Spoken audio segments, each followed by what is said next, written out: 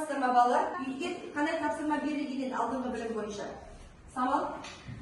Үйге 26-шы тақырып қазақ халқының дәстүрлі музыкалық және рухани мұрасы. Жақсы, музыкалық және рухани мұрасы бойынша. Олай болатын болса, сіздер қазір топқа бөлініп отырсыздар, сіздерге топтық жұмыс бойынша әр топқа жеке-жеке жұмыстар береді. Сіздерге QR кодпен тапсырма WhatsApp-тан тест тұрады. Бірден жауаптарын шығыздар, бізге сәт.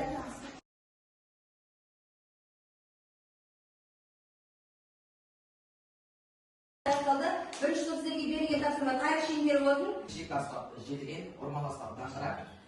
Топқа берілген QR кодтағы тапсырма орындалып, және кімге қандай тапсырма түсті?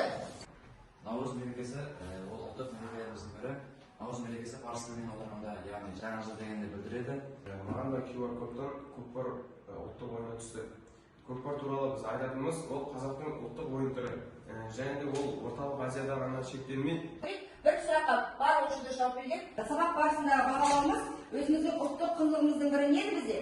Домбыра, ұлттық аспабымыз ұлттық құндылығымыздың бірі бұл. Домбыра, осы домбыра бағалау жүйесі бойынша күнделікті сабақ бойынша өздеріңіздің алдарыңыздағы домбыраға алған сабақ барысында алған бағаларыңызды жазып отырыңыздар. Сіздің алдарыңызда 4 сурет, бір сөз әдісі бойынша, домбыра әдісі бойынша жаңа сабағымыздың тақырыбын ашылады. Не сурет көріп тұрмыз? Рахат. Қожа Ахмет Яссауи кесенесі. Жақсы, Диас не болып тұрсыз? Батыр ескерткіші. Даслан? Аңғал тастары. Мансұр? Оба қорған. Жақсы. Бұлар не бізде болады? Ескерткіштер. Бұлардың бәрі не бізде?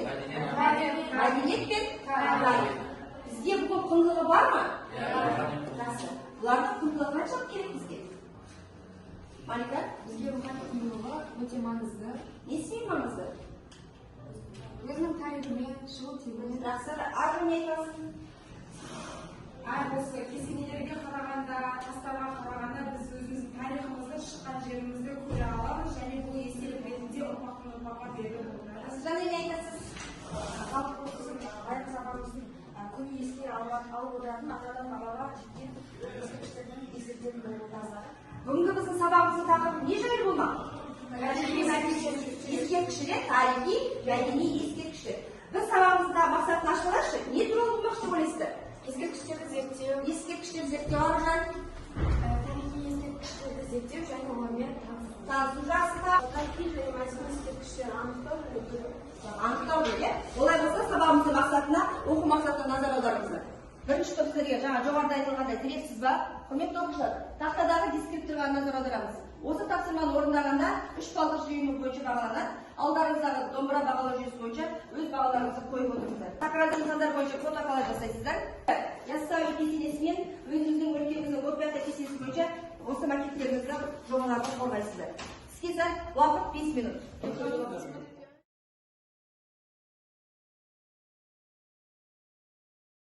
Екі жұлдыз бір слет бойынша бір-бірімізді бағалаймыз. Қане бірінші топ? Бізге берген тапсырма тарих және мәдениет ескерткіштерін жіктеу бойынша текст бар.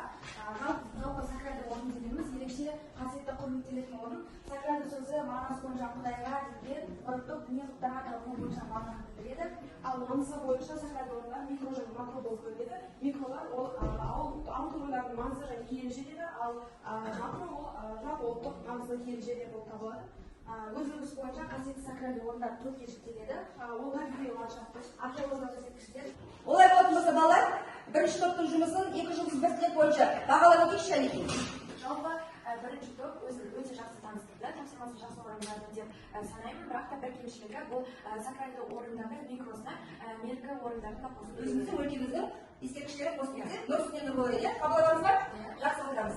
Олай болса екінші топтың тапсырмасын назар аударайық. Сакралды нысандар, жалпы сакралды деген сөздің мағынасын түсіндіргенде бұл Құдайға, дінге, табиғи, саяси және мәдени нысандар мен мекендерді таныстыру, соларға қатысты мәлімет беру деген ұғымды білдіреді. Жалпы ұлттық маңызы бар 100 сакралды нысандар бар және сакралды нысандар 5 топқа бөлінеді. Табиғи ландшафты негізінен 9 нысандардан тұрады, яғни мұзтау, беталада және де қантамыр, яғни өзінің ерекше қасиеттерге негізделетін нысандар. Топ ол тарихи археологиялық нысандар, оған беғазы археологиялық кешені, сонымен қатар тамғалы петроглифтері және де көптеген нысандар жатады. Оның жалпы саны 11. Келесі ол үшінші топ діни киелі нысандар, оған табыну орындары, яғни кесене, мешіттер жатады. Оны айта кетерлік Қожа Ахмет Яссауи кесенесі, Әшәли би кесенесін айтсақ болады. Жалпы осы діни киелі нысандар саны 32-ге жетеді. Тарихи мәдени тұлғалар сакральды нысандардың төртінші тобы, ол тарихи және мәдени тұлғалар. Олардың хандар, батырлар болған, яғни Абылай хан, Ахмет Байтұрсынұлы деген. Және соңғы топ ол тарихи саяси оқиғалар, оған Алжир, сонымен Семей полигонында айтсақ болады, оның жалпы нысандар саны 15-ге жетеді. Осы аталған сакральды нысандарды карта жүзіне түсірсек, яғни бұл Қазығұрт тауы, бұл Шымкент маңында орналасқан. Бұл Тараздағы Айша биби кесенесі. Ал мынау Ақмола өңірінде орналасқан Алжир лагері. Бұл Алматы қаласында орналасқан Обалай. Олар болатын болса балалар, екінші топты бағалап өтейікші. Үшінші топтан яз айтыңыз. Өзімізге қазіргі мағлұмат алып, бірақ толығырақ Ол ашу керек еді. Енді уақыттың азығына байланысты қысқартпадыңыз. Бізге берген нәрселер қасиетті орындарда және макеттерді қорғау. Ең бірінші ол әлемге әйгілі Қожа Ахмет Яссауи кесенесі, ал екіншісі өзіміздің өлкеміздің Бозбай Баба кесенесі. Мен ең алдымен Қожа Ахмет Яссауи кесенесін таныстырсам. Қожа Ахмет Яссауи кесенесі советтің көрнекті ескерткіші және де орта ғасырлық сәулет өнерінің жарқын үлгісі болып табылады. Кесене сақалықтың негізін қалаушы, ақын, ойшыл, уағызшы Қожа Ахмет Хазірет Сұлтанның Яссауидің негізіне салынған болатын. Ботпай Баба кесенесі Ботпай Баба Меркі ауданының Меркі ауылының оңтүстігіне қарай 5 шақырым жерде орналасқан. Ботпай Баба кесенесі оның көлемі 6-6 метр, жалпы биіктігі 12-5 метр. Сабағымыздың келесі тапсырмасы бұл жұптық жұмыс. Тақтадағы дискриптіге назар аударыңыздар. Біз Динара екеуміз Жалғаш батыр ескерткішін алған болатынбыз жұмысқа. Жалғаш батыр ол шайқас кезінде аюлы арқанды жерлерде туғандықтан оның есімін Жалғашты деп қойды. Жақсы. Бұл елдің батырханасы. Орта ғасырдағы түркілердің мәдени ұлттық кешені. Елдің батырханасы осы Меркі ауданында осы сыйлаған жерде орналасқан. Үш нысанның ішінде біз Сыпатай батыр кесенесін таңдаған болатынбыз. Жалпы Сыпатай батыр кесенесі туралы айта кетсем, ол Меркі ауданы, Сыпатай ауылында орналасқан. Бұл біздің ең мықты батырымыз, ол Қоқан Әміршіге қарсы шыққан. 1991 жылы 210 жасқа толуына орай осы ескерткішті Сыпатай батырға арнап салған болатын. Келесі тапсырма, бұл сараланған тапсырма. Сөзге не алдыңыз? Сөзге ақын. Жақсы. Түсіндірмеген? Түсіндірмеген Тараз қаласы маңында орналасқан. Жақсы, Тараз қаласы маңында орналасқан. Тамаша. Өзіңіздің қоржыныңызға бірден салып еңбек қойсаңыз болады. Екінші тапсырманы кімдер орындады? Екінші тапсырманы кімдер орындады? Динара. Қазақстан жерден табылған алтын сакральды нысанға жатады ма? Менің ойымша жатады, себебі бұл археологиялық нысан және ол тарихи мәдени нысан болғандықтан ол қазір мұражайда сақталуда. Менің ойымша жатады. Келесі жарнама жасау жасағанда кімдер қолға дейікші жарнама жасау? Кәнеки туризм дамуы бойынша жарнама жасау. Біздің елімізді туризм саласы арқылы дамытатын жерлер көп, және де сол жерлердің біріне тоқталып өтсем, ол Қарахан кесенесі. Жалпы Қарахан кесенесі 11 ғасырдан бері сақталып келе жатқан сәулет өнерлерінің бірі.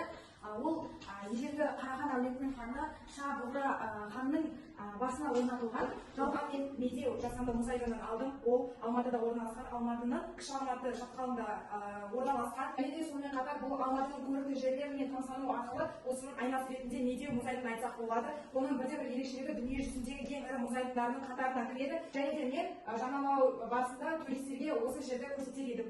Мен нысан ретінде өзіміздің туған өлкемізде орналасқан Алатау тауындағы көрнекті жерлердің ішіне кіретін үңгірді алдым. Үңгір туралы қысқаша айта кетсем, ол үңгір кіре берісі шағылғанмен қабырғалары өте кең, ұзындығы 200 метрге дейін жетеді. Сол себепті біз ол жаққа тұрушыға аламыз. Сол себепті біздің үңгірімізге келуге сіздерді шақырамын, туристік нысанды дамытуға. Олар болса балалар сабағымызды қорытындылау мақсатында сіздердің ұялы телефондарыңызға қорытындылау платформасын жібердім.